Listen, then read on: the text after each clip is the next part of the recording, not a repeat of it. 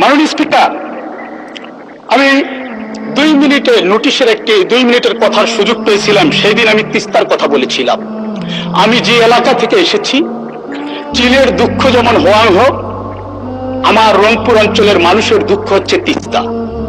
তিস্তা নিয়ে কথা হয়েছে, আর তিস্তার কথা মনে পড়লেই মনে পড়ে মাননীয় মন্ত্রী অধ্যক্ষ আসাদুল হাবিব দুলু, যিনি আমার কারমাইকেলের ইকোনমিক্স ডিপার্টমেন্টের বড় ভাই, যিনি আমার নির্বাচনী আসনের, উনি 18 লালমনিরহাট 3, আমি 19 রংপুর 1। আমার আসনের উপর দিয়ে ওনার যাওয়া আসা। উনি অসুস্থ, চিকিৎসাধীন অবস্থায় আছে। আমি তার জন্য দোয়া কামনা করি, আল্লাহ যেন তাকে সুস্থতা দান করেন। আমিন। তিস্তা মহাপরিকল্পনা বাস্তবায়নের আমরা সবাই আন্দোলনের অংশীদার। উনি একজন কর্ণধার ছিলেন।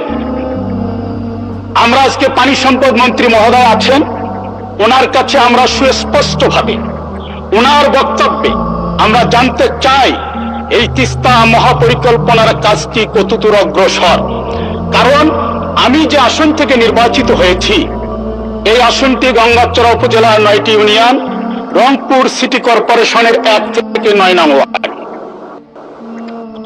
আমার উপজেলা যেটি 7টি ইউনিয়ন তিস্তা তীরবর্তী, ময়না থেকে নোহালী পর্যন্ত 23 কিলোমিটার নদী ভাঙ্গনের মুখে পড়েছে।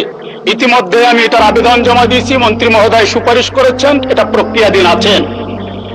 তিস্তা মহাপরিকল্পনা বাস্তবায়ন না হওয়া পর্যন্ত টেকসই স্থায়ী এটার একটা বন্দোবস্ত হওয়া দরকার।